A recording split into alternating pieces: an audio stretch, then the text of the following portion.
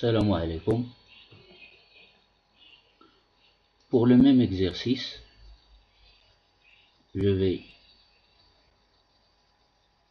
terminer la dernière question concernant le calcul des dérivées partielles de la fonction f définie de R2 vers R, tel que à chaque couple xy associe l'image par f du couple xy qui est égal à x logarithme népérien de x plus y moins y fois racine carrée de y moins x. Alors, il me reste à calculer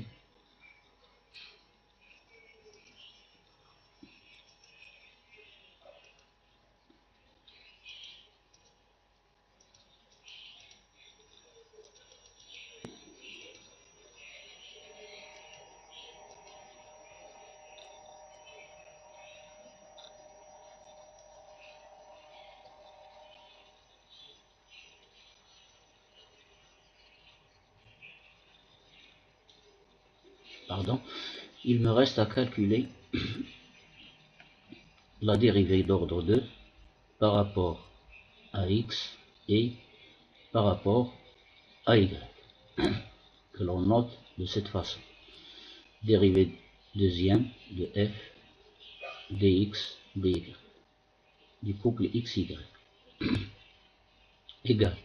Alors regardez bien ici, par définition, alors on a changé l'ordre, c'est-à-dire égal à la dérivée par rapport à y de la dérivée par rapport à x de f, égale la dérivée par rapport à y de, et je remplace l'expression de je remplace la dérivée de f par rapport à x par son expression déjà trouvée plus haut.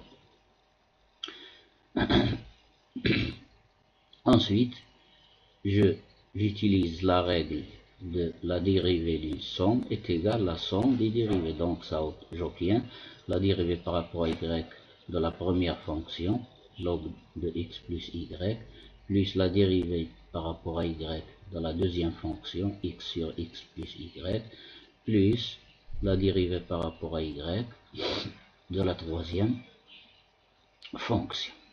Et d'après les règles déjà, nous sommes habitués à utiliser toutes les règles. Donc après des calculs très simples, j'obtiens finalement la dérivée deuxième de f par rapport à x et y au point xy est égal à 1 sur x plus y moins x sur x plus y le tout au carré plus y moins 2x le tout sur 4 facteurs de y moins x fois racine carrée de y moins x.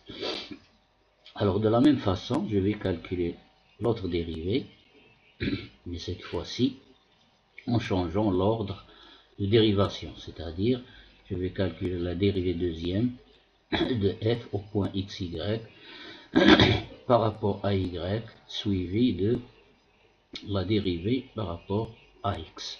Alors, après avoir remplacé par la dérivée de f par rapport à y par son expression déjà trouvée plus haut, alors je vais voir où est-elle, elle est là, et en utilisant les mêmes règles de calcul, alors j'obtiendrai avec, après deux calculs très simples, j'obtiens y sur x plus y le tout au carré plus 1 sur 2 racine carrée de y moins x moins y sur 4 facteurs de y moins x fois racine carrée de y moins x. Alors, comme vous remarquez, vous voyez que cette dérivée partielle et cette dérivée partielle ont l'air d'être différentes. Regardez cette expression, elle n'est pas la même que celle-ci. Mais d'après le théorème, d'après un théorème connu, le théorème de Schwarz, alors ces deux dérivées sont égales. Cette dérivée, celle-là, elle est égale à celle-ci. Pourquoi? D'après le théorème de Schwarz. Pourquoi?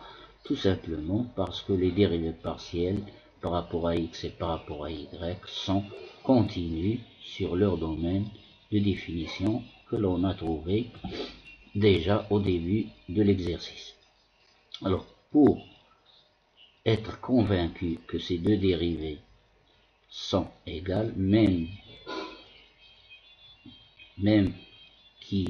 qu'elles n'ont pas la même expression, alors vous allez calculer leur différence.